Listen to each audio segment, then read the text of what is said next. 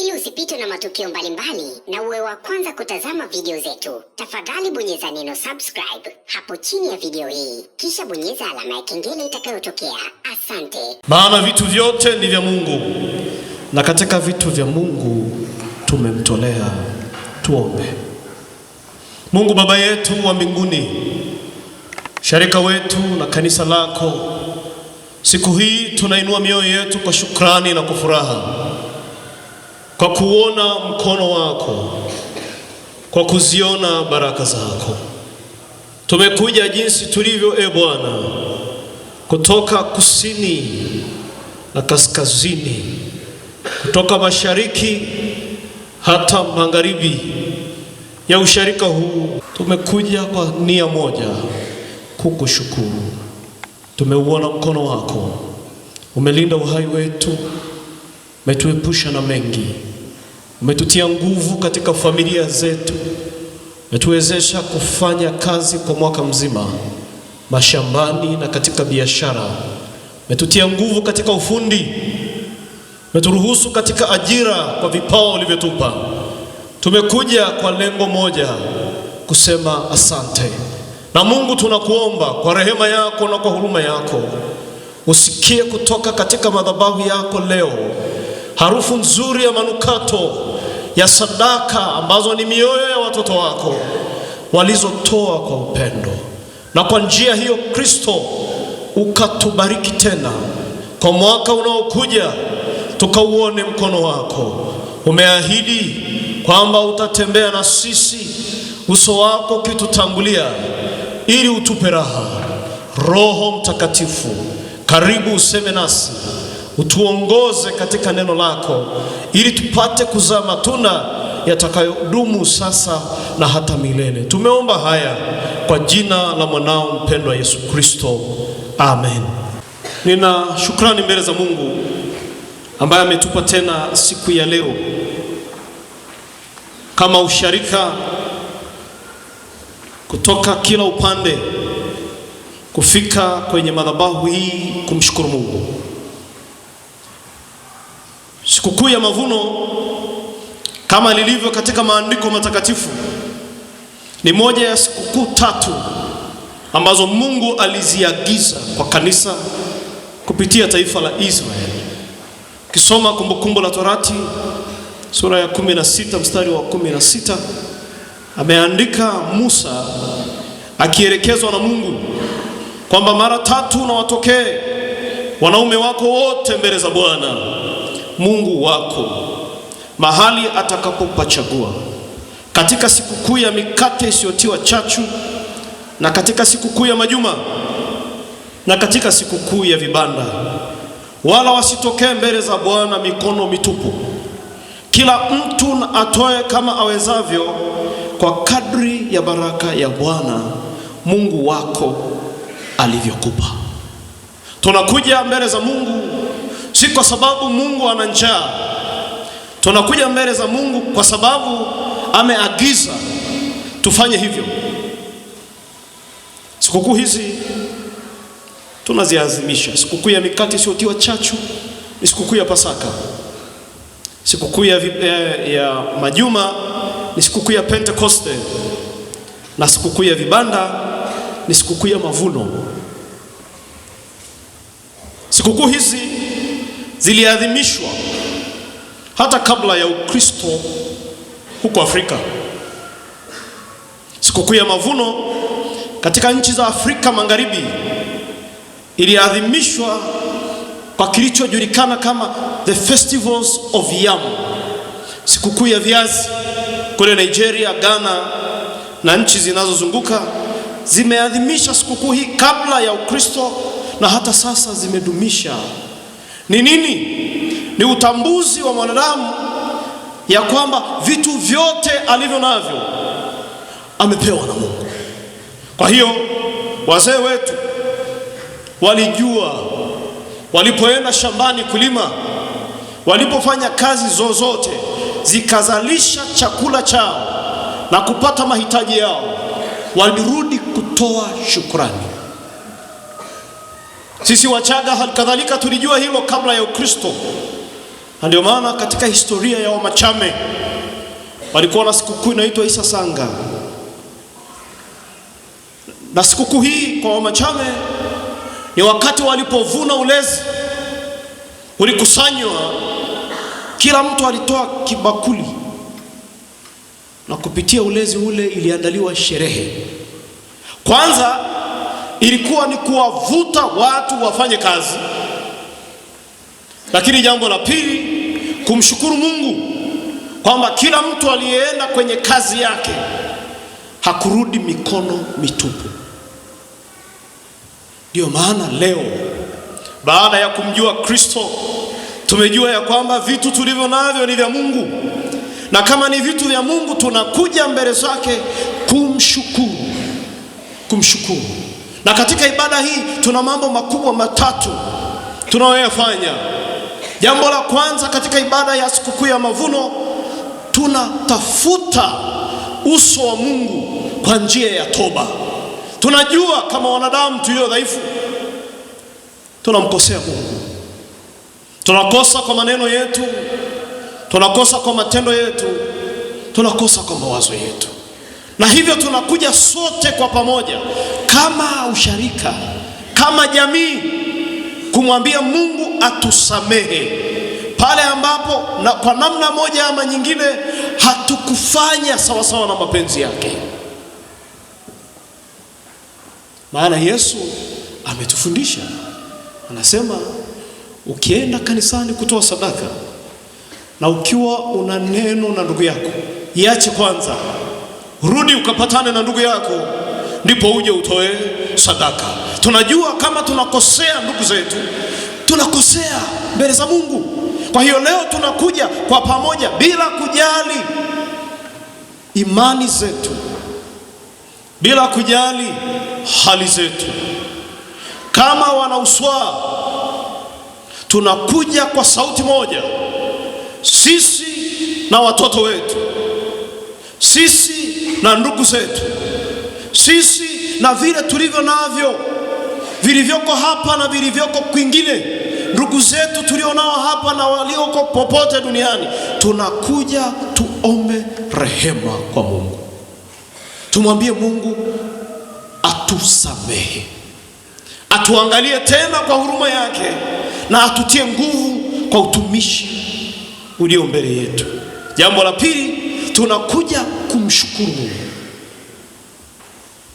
kwa baraka zake kwetu. Kila mtu ana baraka ambazo Mungu amemjalia, kila mtu.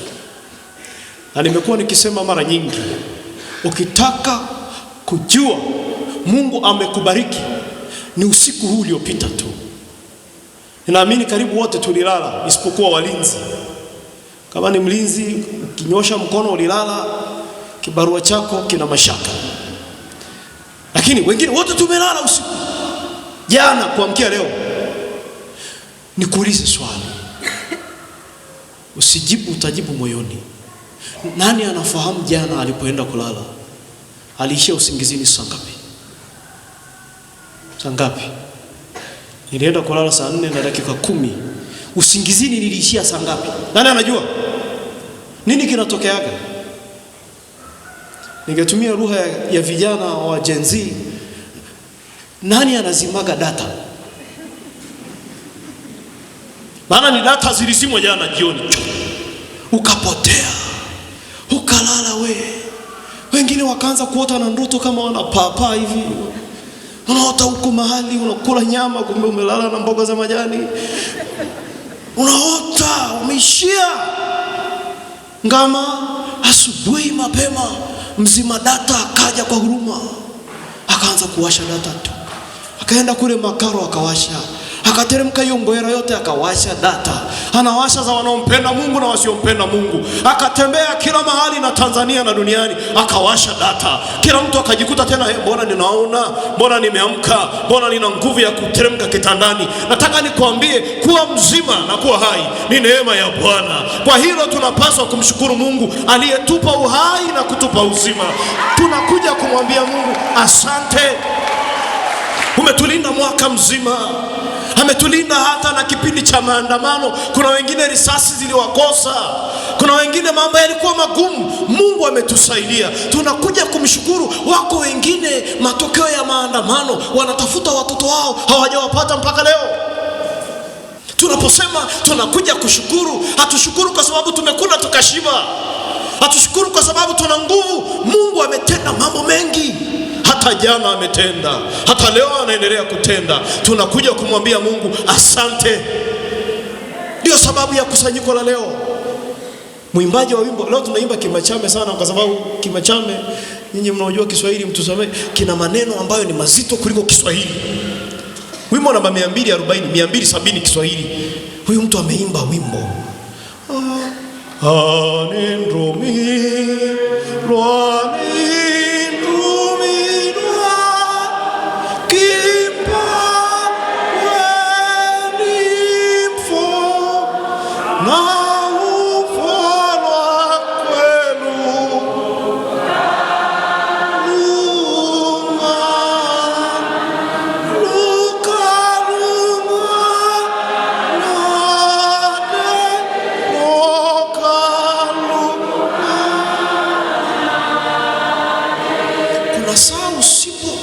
Fikiria, unaweza ukaona huna sababu ya kumshukuru Mungu.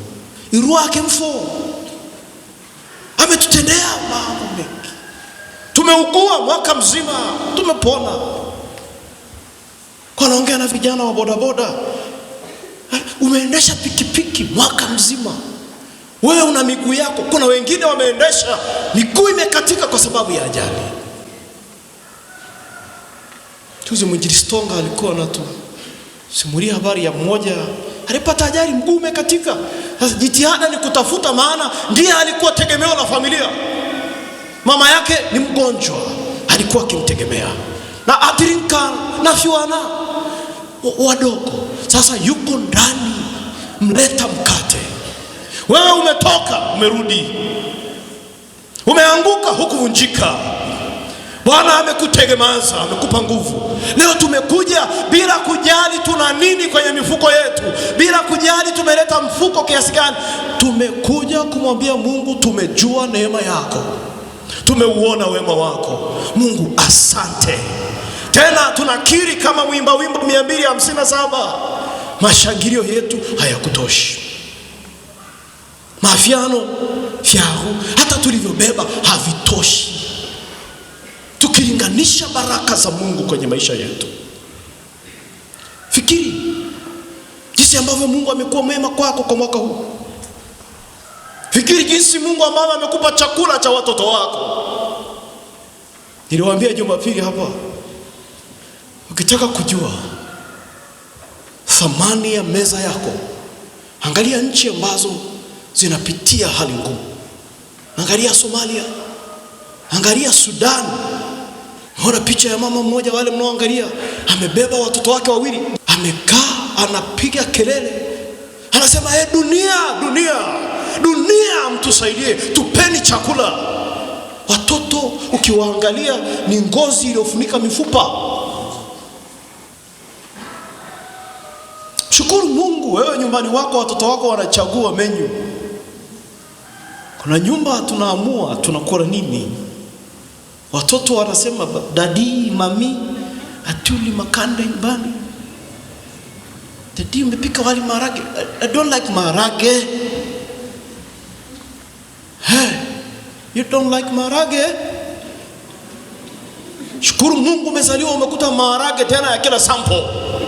Kuna wengine wanachagua wataki kula maharage Bukoba, yeye anataka soya tu. Hawataki kanamna. Akiona vimaharage vidogo vidogo anaona hata shiba. Waulize waliozaliwa nyakati ngumu, waliokuwa wakitoka mahali unarudi nyumbani unakula ulichokuta. Leo Mungu ametupa meza zetu zimejaa. Kuna ambao meza zao hazina chakula. Mama mmoja juzi ananichekesha, ananiambia mchungaji, mume wangu anachagua chakula, kipika chakula hakina nyama anaringa. Tunaringa kwa sababu vipo, na kama vipo tumshukuru. tumekuja jinsi tulivyo. Hatirishia shingi tilwa ufu kalela wandu wakwe na kwa kiri kasha na wakalia fyawale wakatira supa neo wake wafike kawe waporo. Jamani, sio kila mtu unamwona ana kitambi anakulaga nyama. Wengine ni neema ya Bwana, ni siri nyumbani mwao. Piga mchicha, piga ndizi zake za maharage, akitoka nje, akitembea nchi inatetemeka. Ni Mungu mwenyewe anajua humo nyumbani mwetu. Wakati watu wanafikiri tunapauka, hatupauki. Neema yake imetushika. Wakati wanafikiri ndio tunaishia, hatuishii, ndio tunasimama tena. Neema yake inatusaidia. Wakati wanapofikiri tunaanguka, ndipo tunaposimama imara. Ni kwa nini? Neema ya Bwana ikikaa kwenye maisha yetu inatusaidia. Ndio maana tunakuja mbele za Bwana leo, hatuna kingine, mioyo ya furaha na shukrani. Mungu, asante kwa neema. Mwimbaji wa wimbo huu 250 ananifurahisha. Yeye anasema hivi: yewafie miso kawambwesa yao yewo wake wanana kawe wasalesa wamwiria wakamkunda kawakia wose nawe wakande nduya kawambuya yao. 250 kima chame Kiswahili hamna hilo fungu. Kakusha fingweha kahanya fitereo fyawa kawa ginu yewa tiri kila kawa kingia wose nambata oka udwa waka wewa. Hajasahau yatima, hajasahau wajane. Kuna watu waliona waume zao wamekufa wakafikiri ndio mwisho wa maisha, lakini wamesimama mpaka leo. Hako mama wazee hapa waliachwa mapema na wenzi wao, leo wanaona baraka za watoto. Walifikiri hawatamaliza shule na shule walimaliza. Walifikiri hawatapata kazi, wamepata na kazi. Walibaki kwenye nyumba za mbavu za mbwa, leo wanalala kwenye nyumba za tofali na umeme. Mtoki mahuma irua wa irueu, hasahau wajane. Haleluya. Sasa kwa nini tusimshukuru? Kwa nini tusiseme tu asante kwa vitu Mungu ametutendea? Tumeshtakiwa wengine, tumeachiliwa. Tumefungwa wengine, tumeachiliwa. Tumepigwa wengine, tumepona. Tumenyang'anywa haki zetu, Mungu ametupa vingine kwa zaidi. Tumesukumwa, hatukuumia. Neema ya Bwana imetembea na sisi, imetembea kwenye nyumba zetu. Mvua hainyeshi, ikanyesha. Wakalima na mashamba tukapata. Mnakumbuka mwaka huu jamani, mvua ikazidi, usaka. Mungu akatembea kwenye huo usaka tu, akakupa na nguvu ya kupalilia mara ya kwanza na ya pili na ya tatu na ya nne, akatunza na yale mahindi, ukaenda ukavuna. Hali ni wengine si walienda shambani wakapata na ajali wakiwa shambani. Wewe ulienda na kuvuna, si unaweza kula hata ugali? Siko na wengine wamemaliza kuvuna hawezi hata kula. Kwa nini tusimshukuru Mungu? Naomba unisaidie kumwambia jirani yako, njoo tumshukuru Mungu.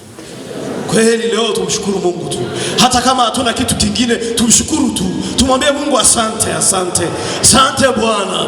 Umetunza familia yangu, umetunza watoto wangu, umetunza kazi yangu. Nimeendelea kuona neema yako. Ni siku ya furaha kwa usharika wa Uswa. Tunapiga kelele mbele za Bwana. Mungu asikie neema yake tumepokea. Na jambo la mwisho kwenye ibada hii, tukisha tubu, tukisha shukuru, tunapokea baraka. Tunamwomba Mungu atubariki. Tunamwomba Mungu afungue milango yake ya mbinguni. Abariki kazi za mikono yetu. Atupe afya, atupe nguvu, alinde watoto wetu, alinde kazi zetu, atubariki mashambani, atubariki mijini, abariki kila kitu alichotupa kama neno yake linavyosema. Abariki kila kitu. Atuondolee magonjwa, atuondolee misiba, atuondolee magomvi, atupe amani, atushike Mungu Baba yetu. Na mwaka ujao tuje tena kwa furaha. Lushe lukesa lefura. Mungu ni mwema. Mungu anatupenda. Moyo wangu na raha mbele za Bwana. Ndio maana na ili fungu la 8 nishamanya indumisha afu ntamfita ndofo wemangi alunganu yensharie yumu yemboshano lya kuti shambe nduma wakwe kunwalo nkisisi kimba shamba wakwe shamanya endomesha tamfetea rofu we mangea longan yensha hereyumu yembosha lolia kote shambe nduma wakwe konua nonke kimba shamba wakwe. Hatuna maneno ya kutosha kushukuru. Hatuna. Ametutendea mengi kama kanisa, kama jamii, kama mtu mmoja mmoja, ametutendea mengi. Tunakuja kumshukuru. Nimalize na mfano wa huyu baba niliyezungumza naye siku chache. Akikumbuka mwaka 2020 akasema, mchungaji, hatujui neema ya Mungu. Mwaka 2020 alisema aliugua COVID. Ni mtu mnamfahamu, ndio maana sitataja jina lake. Fanya biashara maarufu hapo Bomang'ombe. Anasema akakimbizwa Aga Khan hospitali. Akalazwa wiki 3 akitumia mitungi ya gesi. Anasema nikipata nafuu, wakitoa tu gesi dakika chache hali inakuwa mbaya, wanarudisha. Wakiingia 4 hapa, asubuhi 2 hawapo, mimi bado nipo. Anasema nikawa nasubiri, hivi mimi ni lini? Wiki 3 walibaki kwenye wodi 2 tu, akapona.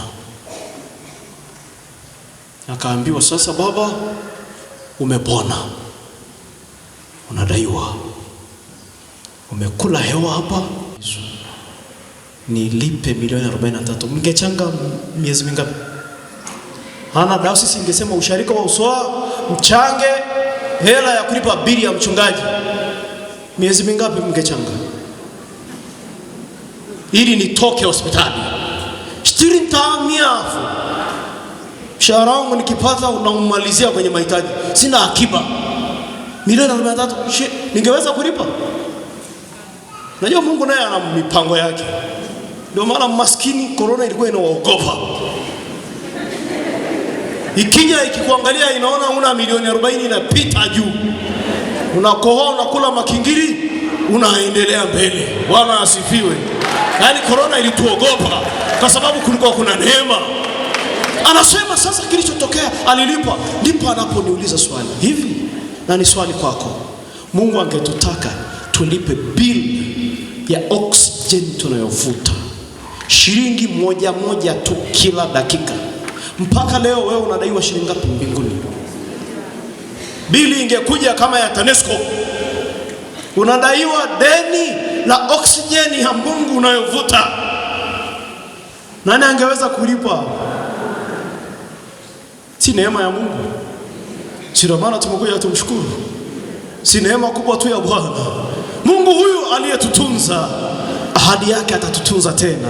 Kumbukumbu la Torati mlango wa 11 inasoma mstari wa 14 na mpaka wa 15. Mungu anasema baada ya sisi kuja mbele zake kwa shukrani, neno la Mungu linasema, ndipo nitakapowapa mvua ya nchi yenu kwa wakati wake, mvua ya masika na mvua ya vuli, upate kuvuna nafaka yako na divai yako na mafuta yako. Nami nitakupa nyasi katika mavue yako, kulisha wanyama wako wa mifugo, nawe utakula na kushiba. Hii ni baraka ya Mungu kwetu leo, kwa kuwa tumekuja mbele zake kwa mioyo iliyopondeka. Mungu wa mbinguni, sisi watoto wako wa usharika wa uswa, tunakuomba utupe mvua yetu ya vuli na ya masika, ili tupate chakula chetu na watoto wetu. Utupe mvua kwenye mashamba, utupe mvua kwenye biashara, utupe mvua kwenye kazi zetu. Tupe chakula, tule, tushibe, tukutukuze.